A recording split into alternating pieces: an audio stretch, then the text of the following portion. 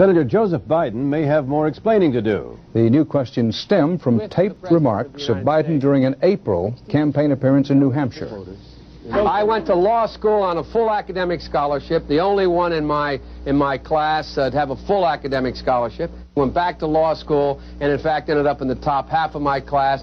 I was the outstanding student in the political science department at the end of my year. I graduated with 3 degrees from undergraduate school and 165 credits, only needed 123 credits. Biden now concedes he did not graduate in the top half of his law school class, that he does not have 3 degrees from college, and that he was not named outstanding political science student in college. Newsweek says Biden actually went to school on a half scholarship, ended up near the bottom of his class, and won only 1 degree, not 3.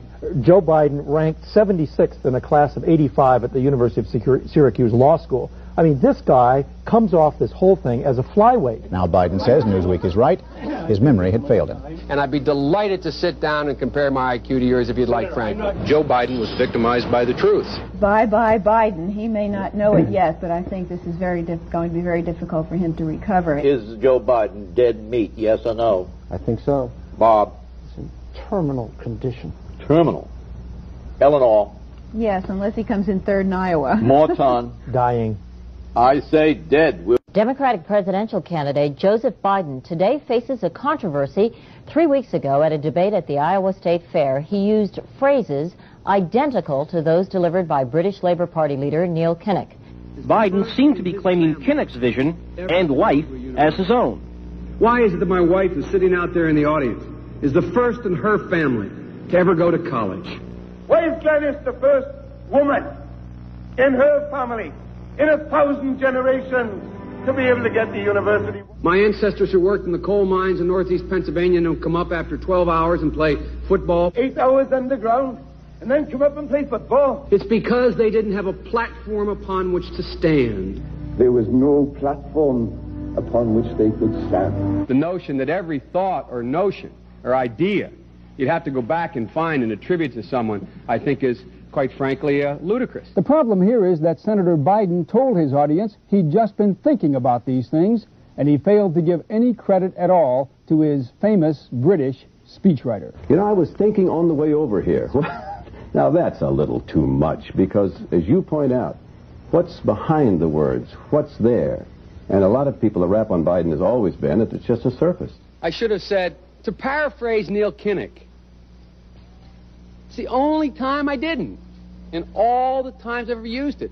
But CBS News found a tape of a second instance. It reappeared in the New York Times with a new charge, that Biden had appropriated a famous litany from the late Robert Kennedy about what the gross national product cannot measure. It cannot measure the health of our children, The health of our children, the quality of our education, the quality of their education, the joy of their play, or the joy of their play.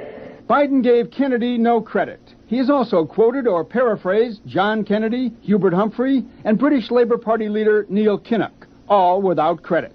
Joseph Biden admitted today that he committed plagiarism when he was in law school. He said it was a mistake, but that it was unintentional. He quoted 5 pages of someone else's work without proper citation. I've done some dumb things, and I'll do dumb things again.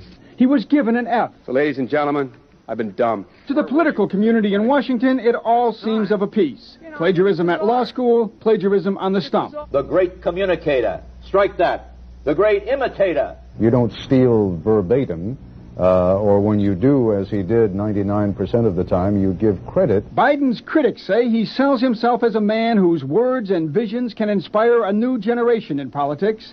But if the thoughts, phrases, and visions really belong to others, it's a form of false advertising. Is it a wise idea, though, to take something that personal, anyway, from another politician and try and appropriate it to your own campaign? I think it was a stupid thing to appropriate material that was really very personal, that was someone else's. Most people didn't know who he was, you know, Joe Biden, and now they're going to say, oh yeah, he's the guy who plagiarized. That's a lot of people.